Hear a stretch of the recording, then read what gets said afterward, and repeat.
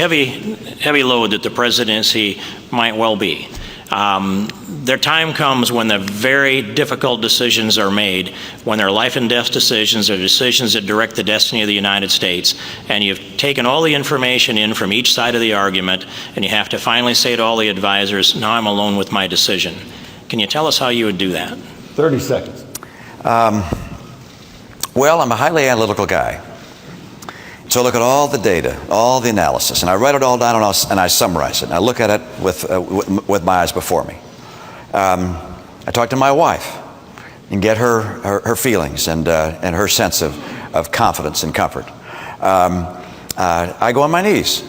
I'm a person of faith, and I look for inspiration. I remember seeing President George W. Bush, and he showed me a room in the White House where he said he looked at the paintings of other presidents who made tough decisions, and then with all that God has endowed you with your mind, with your values, you make that decision.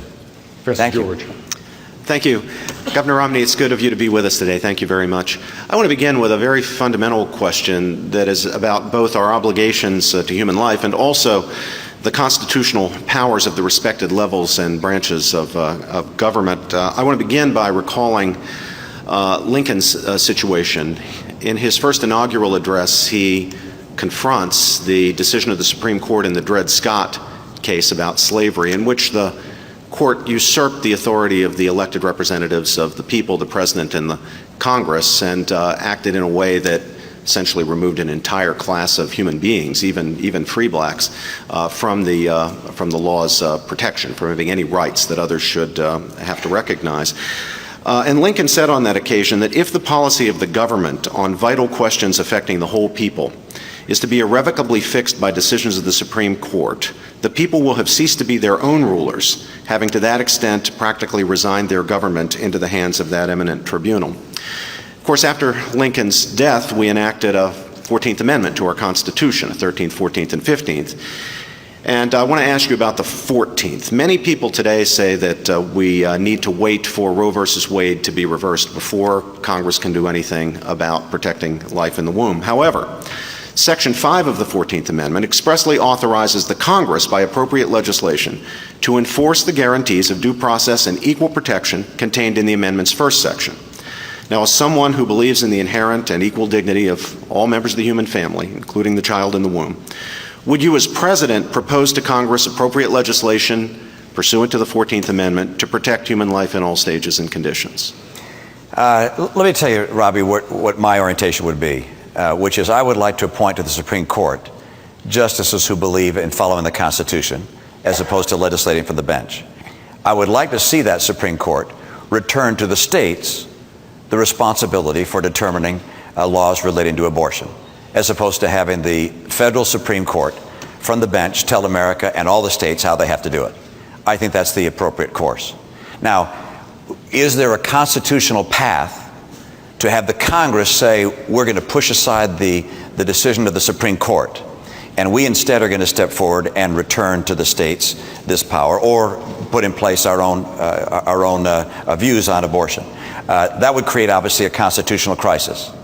Could that happen in this country? Could there be circumstances where that might occur? I think it's reasonable that something of that nature might happen someday. That's not something I would precipitate.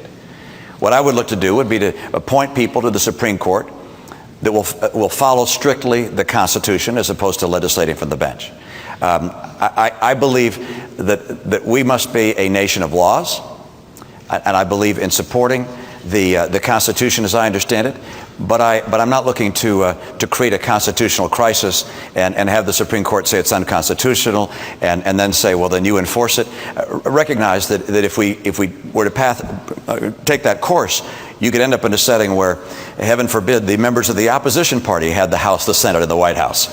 And they might decide to do some things that violated their view of what they thought the Supreme Court had done. And so I would live within the law, within the Constitution as I understand it, without creating a constitutional crisis. But I do believe that Roe v. Wade should be reversed to allow states to make this decision. Okay. Governor, will the person you choose as your vice presidential running mate be someone who shares your pro-life and pro-marriage convictions? I certainly imagine so. I haven't made any selections in that regard, and as I look at the people around me that I've thought about as saying, boy, that's a terrific person, that's a terrific person, I would expect they'd all be pro-life and pro-traditional marriage.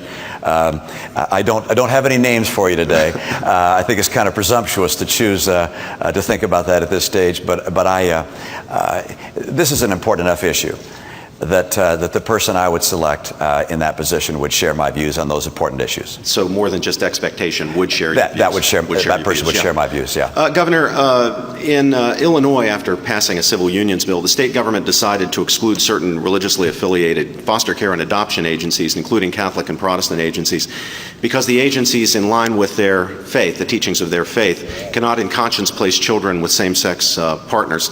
At least half of Illinois' foster and adoption funds come from the federal government.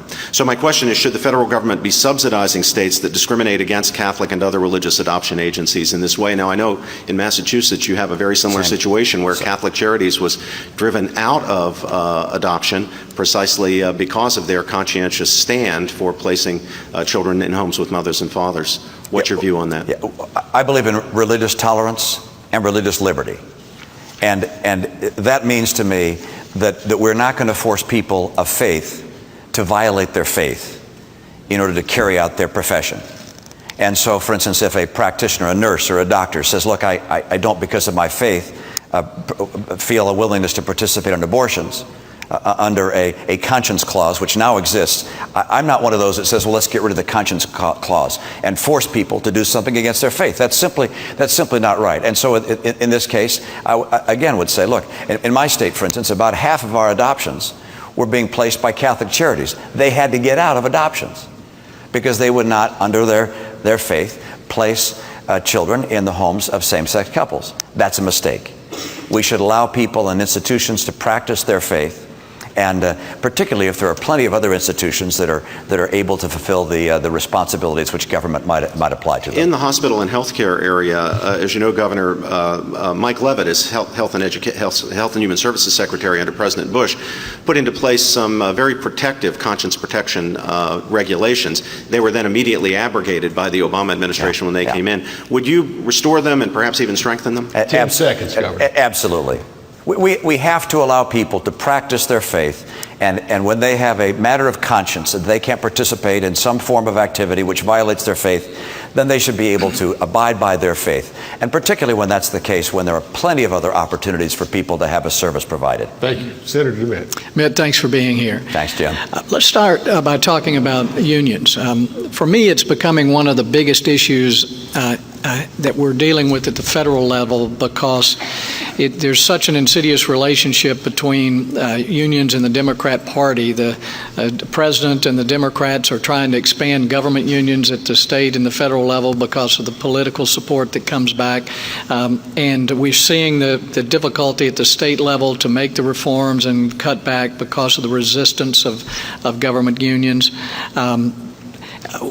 Where are you on unions? And I'll put it in this context. There's a federal law right now that requires an American to join a union if their workplace is unionized.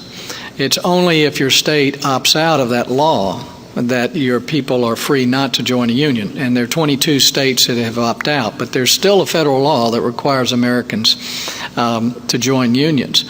And we have legislation at the federal level to repeal that with a federal right to work law. I understand that you've said that's a state issue and the federal government shouldn't be involved, but the federal government is involved because they have the law that requires that.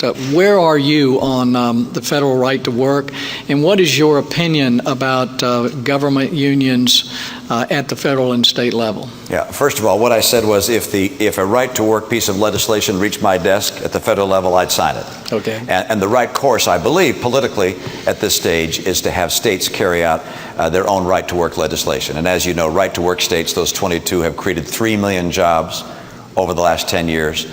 The union states have lost about 500,000 jobs. So right to work is the way to go if you want good jobs. That's number one. Government unions, and unions play an important role in our country, and can be, the carpenters union, for instance, trains their people in ways to provide good services. When people want to compete on a fair basis, that's great. when the government has people in unions, it presents a particular problem. And there are a couple of ways it presents a problem, in my view. When unions are allowed to collect money from their members, and then one person, the chief executive of that union, can give that to whichever candidate they want, that's simply a violation of the personal rights of that individual. And that shouldn't be allowed. And number two, I really have a problem with the idea that one person is able to collect money from all of their members and then give it to a party or an individual who that person may then be the one that decides on matters of legislation directing that union. It's almost like a form of corruption. I mean, it's like, okay, I got all this money, I'm going to elect the person who's going to give me what I want. And so the power of unions in influencing elections is a real problem. And the place I would address it, and how I'd address it, is with legislation saying that individual union members may not have money taken out of their paycheck to go into funds which can then be directed by an individual in a way that might be different than what they would have preferred themselves. That should not be allowed. Thank you. I'm going to switch subjects on you real quickly. What would you change about our foreign policy? A lot. First, I'd have one. Okay. I mean, the president has been reactive. And anytime there's a reactive approach to foreign policy, sometimes you get it right, sometimes you get it wrong. I'm glad he got Osama bin Laden.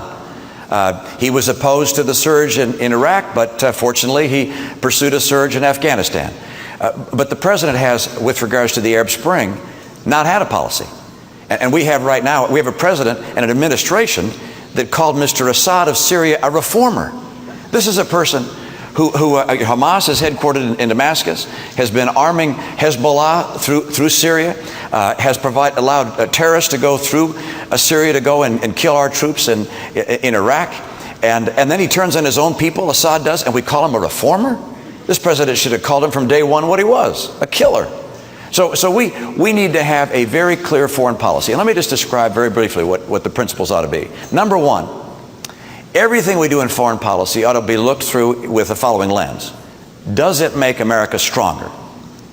Our interest is to make sure America is strong, because a strong America is the best ally peace has ever known.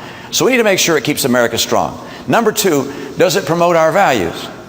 Human rights, free enterprise, freedom, democracy, because we've learned that those values tend to be associated with more peaceful people. And number three, can we link arms with our allies? When the president threw Israel under the bus, a nation which shares our values and is our best friend in the Middle East, he violates the principle of staying with your allies and showing strength by virtue of doing so. So those are three principles of my foreign policy, and I'm happy to take you nation by nation. But I want to cut you short. All right. We've got about a minute and 15 seconds. I want to give you a chance to talk about health care. As you know, if you're our nominee, the president's going to say that you implemented Obamacare in Massachusetts. How would you describe what Massachusetts did, the mandate to buy insurance at the state or the federal level? And you've got about a minute, and I'll let you finish up in any way you like. Actually, about 20 seconds. Well, I'll take a minute. my timer has 55 seconds, right? Yeah, Okay. that'll be one of my best assets, Okay. if I'm able to debate President Obama, as I'd hope to be able to do, by saying, Mr. President, you give me credit for what you tried to copy in some ways. Our bill dealt with 8% of our population, the people who were uninsured, and said to them, hey, if you can pay, don't count on the government. Take personal responsibility. We didn't raise taxes, Mr. President. You raised taxes $500 billion. We didn't cut Medicare. One president in modern history cut Medicare, this president. And I'll say to him, why didn't you give me a call? And I'd have told you what to do right and what not to do. And the critical thing is this. We dealt with 8%. He dealt with 100% of American people. He said, I'm going to change health care for all of you. It's simply unconstitutional. It's bad law. It's bad medicine. And on day one of my administration, I will direct the Secretary of Health and Human Services to grant a waiver from Obamacare to all 50 states. It has got to be stopped, and I know it better than most. Thank you. Sir. Thank you, man. Thanks. Good to be with you. Thank you. And Thanks so on much. behalf of the American Principles Project and Senator Jim DeMint, I'd like to thank you for joining us this afternoon for this important event. We hope this forum has equipped you with a better understanding of each candidate that you saw today. This event will be rebroadcast tonight at 8 p.m. on ETV's South Carolina channel. Additionally, you can join us